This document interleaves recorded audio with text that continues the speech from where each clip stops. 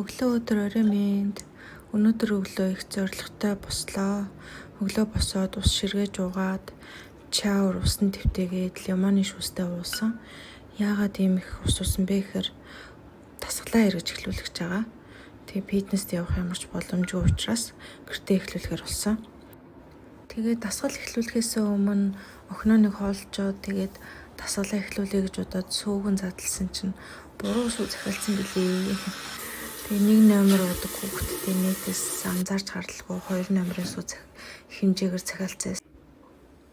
Тэгээ 2 номер гэсэн бичиг хараад шок.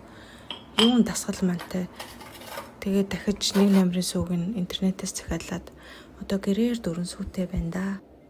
Асуудлаа шийдсэн копиогоо найруулж уучгаад дараагийн ажилдаа орсондоо энэ хүртэл үзсэнд баярлалаа. Фоллоу дарахаа битгий мартаарай. Баярлалаа.